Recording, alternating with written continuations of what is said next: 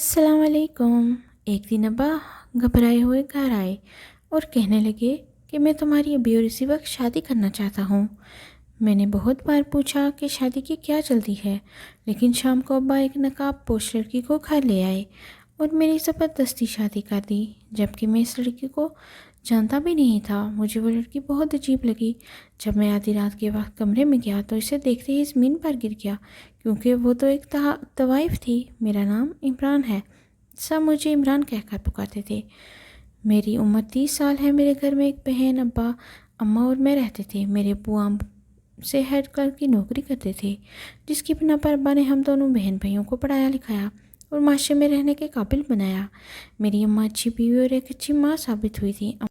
اماں کو شروع سے ہی مجھے حافظ بنانے کا بہت شوق تھا، مگر ابا کا کہنا تھا جو میں چاہوں کروں، کیونکہ قرآن مجید کو اٹھانا جتنا مشکل ہے اس سے کہ گناہ زیادہ، اس کو سنبھالے رکھنا مشکل ہے۔ لیکن میری اماں کی ایک ہی ضد تھی کہ مجھے حافظ قرآن بنائیں گی۔ بچپن میں جب بچوں کے اماں ابا ان کو فجر کی نماز کے لیے نہیں اٹھاتے کہ ان کی نیند خراب ہو جائے گی، ابھی چھوٹے ہیں، بڑے ہوں گے تو پڑھ لیں گے، تب سے اماں ابا مجھے مار مار کے مسجد بھیجا کرتے تھے تاکہ مجھ میں قرآن مجید پڑھنے کا جنون آ جائے، اور 5 وقت کی نماز کے بغیر قرآن حفظ نہیں کر پاتا۔ بچپن میں ابا اماں کا اتنا خوف تھا کہ کبھی کسی لڑکی کی طرف آنکھ اٹھا کر نہیں دیکھا تھا، الٹا سب سے تمیز سے بات کر کے ساتھ ساتھ ہمیشہ نظر جھکا کر بات کرنا ہی سیکھا تھا۔ ایک روز میں اسکول میں گیا، وہاں بہت سی لڑکیاں تھیں۔ مجھے پیاس کا احساس ہوا تو میں پانی پینے کی گھر سے الیکٹرک کولر کے پاس چلا گیا۔ پانی پی رہا تھا کہ بڑی کلاس کی 2 لڑکیاں آئیں اور مجھ سے ٹکر ہو گئی اور سارا پانی ان کے یونیفارم پر گر گیا۔ ان میں سے ایک لڑکی نے آؤ دیکھا نہ تھا، میرے چہرے پر تھپڑ رسید کر دیا۔ مجھے بہت غصہ آیا۔ میں سیدھا ایڈمن آفس گیا اور ان لڑکیوں کو کافی ڈانٹ پڑوا لی۔ ان کو ڈانٹ پڑوانے کے بعد میں کافی مطمئن تھا۔ گھر آیا تو حسب عادت اماں کو ساری کہانی سنا دی، لیکن حیرت کی انتہا نہ رہی جب اماں مجھ سے خفا ہو گئیں۔ میں نے جب اماں سے پوچھا وہ مجھ سے خفا کیوں ہے، میری تو کوئی غلطی نہیں تھی، تب اماں نے مجھے سکھایا کہ معاف کرنا بدلہ لینے سے بہتر ہوتا ہے۔ اس روز مجھے احساس ہوا سچ میں بدلہ لینے میں بڑا نہیں بنا، بلکہ اگر معاف کر دیتا تو بڑا بن جاتا۔ 5ویں جماعت پڑھنے کے بعد اماں نے اسکول سے ہٹا کر مدرسے میں ڈال دیا، مگر وہاں ایک ایسا حیرت انگیز واقعہ ہوا کہ میری روح کانپ گئی۔ مدرسے میں جہاں لوگ اللہ کا نام لینے آتے تھے تاکہ اپنے گناہ مٹا سکے، وہاں ہر چیز عام تھی۔ رشوت دے کر بچوں کو زیادتی کا نشانہ بنانے تک سب عام تھا۔ میرا تو جیسے بھروسہ اٹھ گیا تھا۔ میں نے اماں کو گھر آ کر بتایا تو انہوں نے جھٹ سے مدرسے سے مجھے ہٹا لیا اور گھر پر قرآن پاک پڑھانے لگی۔ اماں ہر روز سختی سے مجھے قرآن کی تعلیم دیتی اور 3 سال کے عرصے میں اماں نے نہ صرف مجھ کو قرآن حفظ کروایا بلکہ اس کا ترجمہ تفسیر بھی کروائی۔ ترجمہ کرنے کے بعد جیسے میں پہلے جیسا انسان رہا ہی نہیں تھا۔ اب تو غصہ جیسے ختم ہو گیا تھا، ہر ایک سے تمیز سے نظر جھکا کر بات کرنا میری ذات کا اہم حصہ بن گیا تھا۔ اب میں بات پر لڑنے کی بجائے سب کو معاف کر دیا کرتا تھا، حالات کے مطابق خود کو ان حالات میں ڈال دیتا تھا۔ اماں نے اگر اچھی تربیت میں اپنا حصہ ڈالا تھا تو ابا نے بھی ہماری کافی مدد کی تھی، مجھے نرم دل، پرسکون اور نیک انسان بنا دیا تھا۔ میں 5 وقت کا نماز پڑھا کرتا تھا۔ پھر جب اسکول چھوڑا اور کالج آیا، بوائز کالج میں پڑھنے کے باوجود مجھ میں ایسی کوئی گندی عادت پیدا نہیں ہوئی تھی جو اسلام میں حرام ہو۔ لڑکے لڑکیوں سے دوستی کرتے، کہیں بار بہت سی لڑکیاں خود سے دوستی کا ہاتھ بڑھایا، مگر میں نے کبھی پہل نہیں کی۔ الٹا حیرانی ہوئی تھی کہ ایک لڑکی ہو کر کیسے اپنی عزت غیر مردوں کے سامنے نچھاور کرنے کے لیے بھی تیار ہے، جبکہ میں ایک مرد ہو کر اپنی عزت بچانے کے لیے احتیاط سے قدم رکھتا تھا۔ یونیورسٹی جہاں حسن کا ایک الگ ہی جہاں بات ہوتا تھا، یونیورسٹی جاتے وقت مجھے لگتا تھا دنیا کا کوئی حسن مجھے فریب نہیں دے سکتا، لیکن حقیقت میں یونیورسٹی کے وہ دن میرے لیے واقعی بہت مشکل ثابت ہوئے۔ ایک روز میں اپنی کلاس میں گیا تو میری حیرت کی انتہا نہ رہی، وہاں کوئی موجود نہیں تھا۔ مجھے تجسس ہوا ہر سب کہاں گئے ہیں۔ بہرحال میں خاموشی سے اپنی جگہ بیٹھ کر اپنی کتاب پر نظریں رکھے بیٹھے، جب کچھ دیر بعد 3-4 لڑکیاں کمرے میں داخل ہوئیں۔ وہ بلا کی خوبصورت تھیں، مگر نہ زیبا لباس پہنے خود کی نمائش کرتی مجھے زہر لگ رہی تھیں۔ میں نے ایک نظر ڈال کر ہٹا لی۔ جان تو اس وقت نکلی جب وہ تینوں میرے سر پر کر کھڑی ہو گئی اور مجھے غور سے دیکھنے لگی۔ میں نے سوالیہ نظروں سے ان کی طرف دیکھا تو وہ چہرے پر شاطرانہ مسکراہٹ سے جا کر میری طرف دیکھے جا رہی تھی۔ ان میں سے ایک لڑکی میری دائیں طرف آئی اور دوسری میرے بائیں طرف۔ میں حیرت سے سب کو دیکھ رہا تھا۔ میری جان لبوں پر آ گئی جب دونوں لڑکیوں نے میرے بازو سختی سے جکڑ لیے۔ ان میں سے ایک لڑکی مجھ پر جھک کر ایسے ظاہر کرنے لگی جیسے ہم دونوں میں کوئی تعلقات ہے۔ ابھی کچھ دیر ہی گزری تھی کہ لڑکی نے جھٹ سے اپنا فون نکال کر میری تصویر بنانا شروع کر دی۔ میں ان سب میں بوکھلا کر رہ گیا تھا۔ ایک دم دونوں لڑکیوں نے میرے ہاتھ میرے سامنے کھڑی لڑکی کی کمر پر رکھ دی۔ آسمان تو سر پر تب ٹوٹا جب کلاس میں استاد صاحب اور اسٹوڈنٹ نے آتے ہی یہ منظر دیکھا۔ وہ لڑکی ایک دم مجھ سے دور ہوئی اور رونے کا بہانہ کرتی جلدی سے وہاں سے بھاگ گئی۔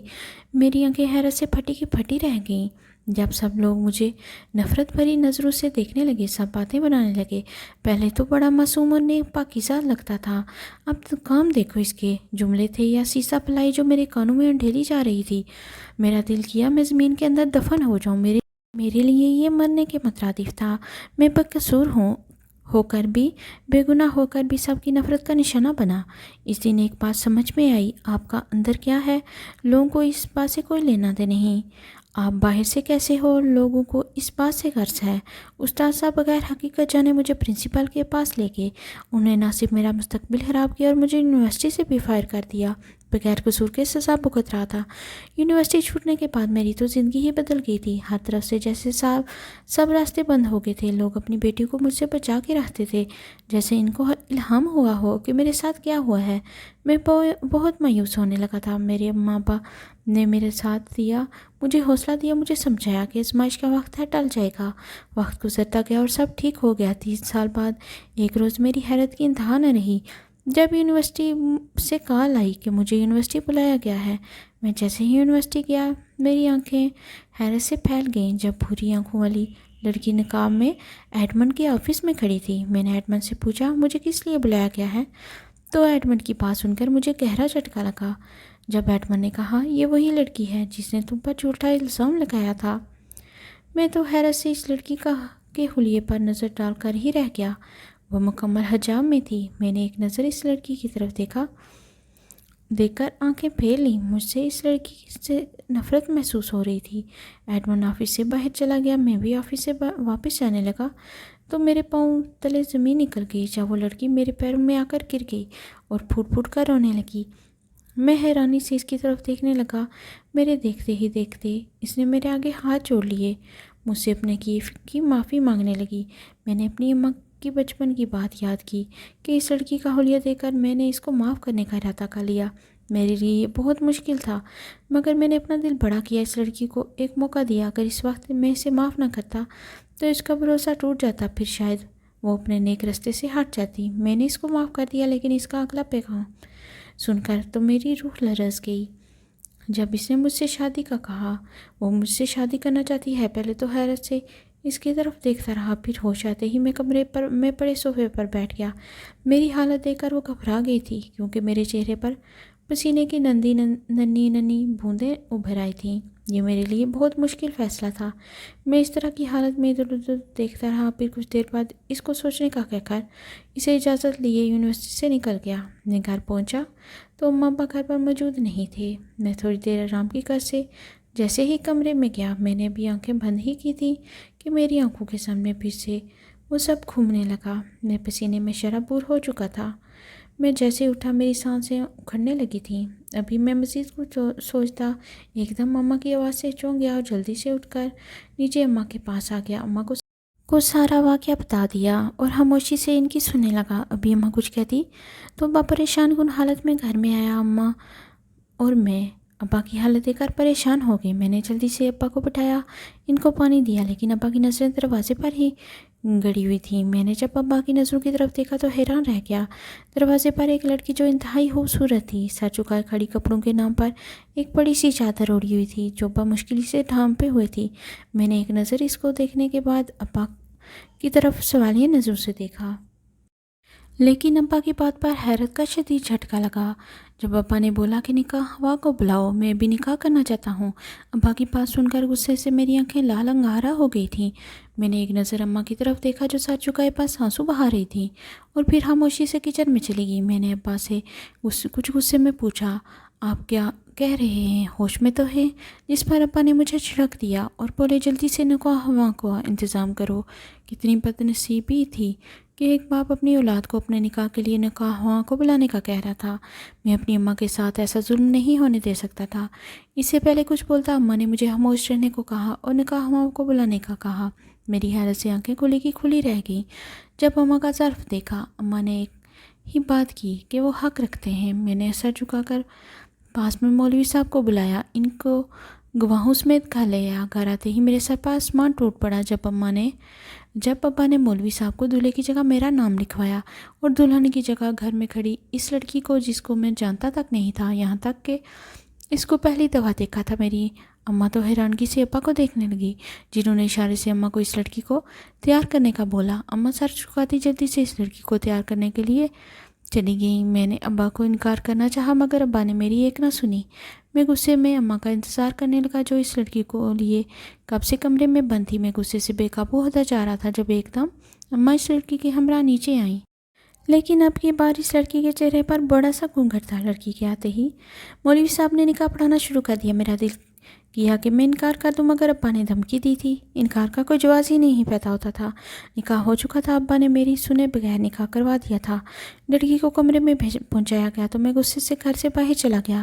رات باہر گزارنے کے بعد جب صبح گھر میں لوٹا تو میرے پاؤں تلے سے زمین نکل گئی۔ جب ابا غصے سے ادھر ادھر چکر لگاتے میرا ہی انتظار کر رہے تھے، میں خاموشی سے گھر کے اندر داخل ہوا اور حسب عادت سب کو بلند آواز میں سلام کیا۔ اماں کو نظروں نے تلاش کرنا چاہا تو وہ کچن میں تھی، لیکن کچن میں آج ان کے ساتھ ایک اور چہرہ بھی تھا جو ہلکے سے میک اپ میں کوئی اور پری لگ رہی تھی۔ میں اس قدر اپنی بیوی کو دیکھنے میں مگن تھا کہ ابا کی آواز سنائی نہ دی۔ ہوش تو تب آیا جب انہوں نے میری کمر پر جوتا مارا۔ میں ایک دم چونک گیا اور حیرت سے ابا کو دیکھنے لگا۔ ابا نے غصے سے مجھے گھر سے نکل جانے کو کہا، لیکن اب تو مجھے بھی غصہ آنے لگا تھا۔ تب زندگی میں پہلی بار ابا سے بلند آواز میں بات کی۔ انہوں نے زبردستی میرا رشتہ نہ جانے کس لڑکی سے کر دیا تھا، لیکن ابا نے جو بتایا میرے سر پر آسمان ٹوٹ پڑا۔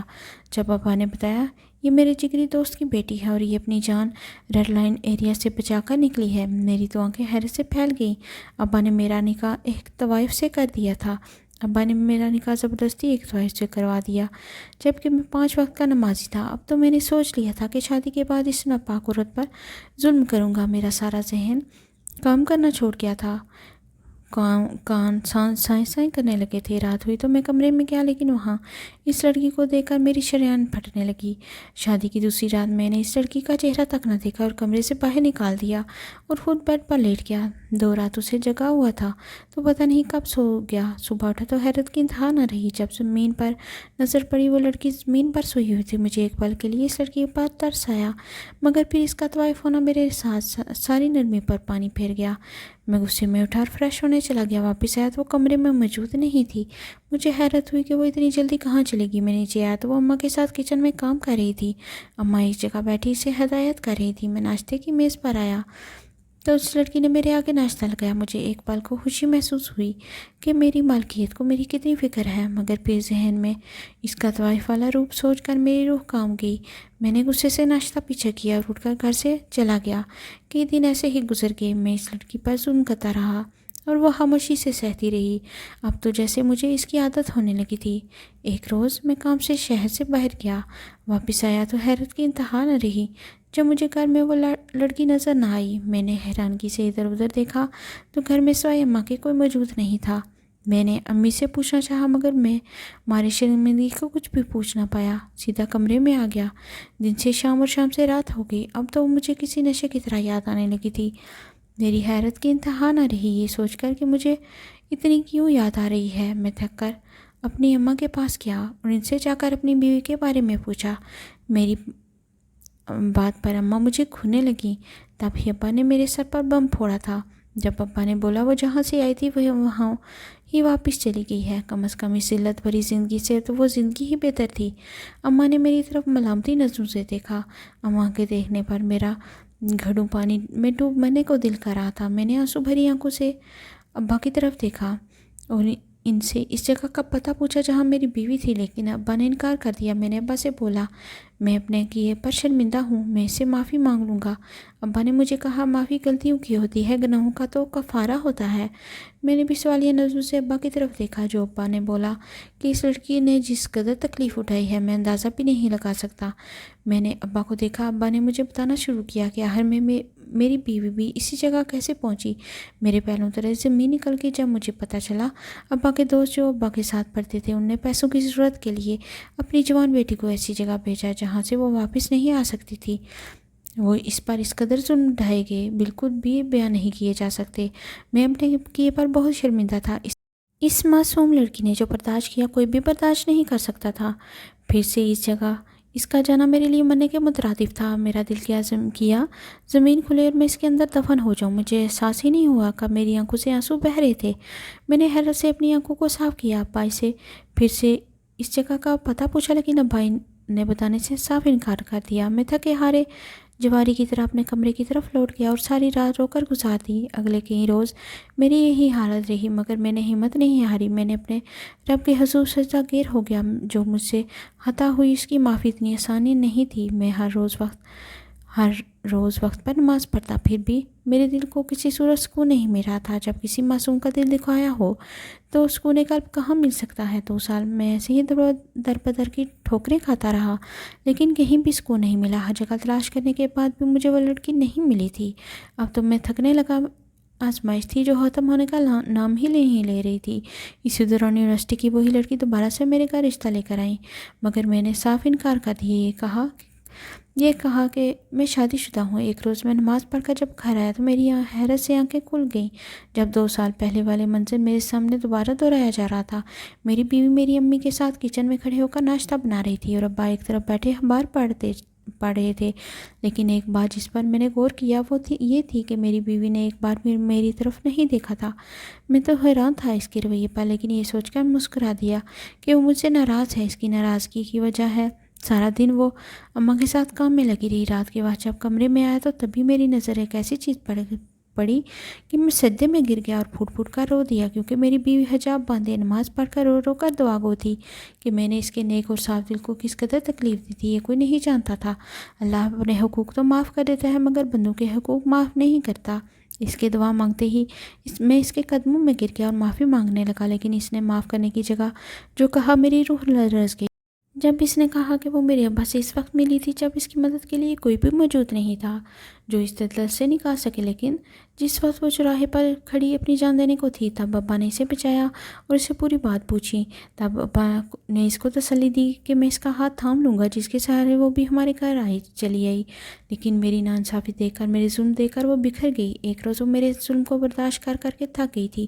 تب اس نے فیصلہ کیا کہ وہ رہے گی تو میرے نکاح میں، لیکن وہ یہاں سے چلی جائے گی۔ اور اس سب میں ابا نے اس کی مدد کی اور اسے ایک یتیم خانے میں پہنچا دیا۔ وہاں نوکری بھی کرتی رہی اور کہاں رہتی تھی۔ 2 سال بعد میں اور اس کا خیال رکھا، اور اب جب ابا کو لگا کہ میں سیدھے راستے پر آ گیا ہوں تب جا کر وہ میری بیوی کو گھر واپس لے آئے۔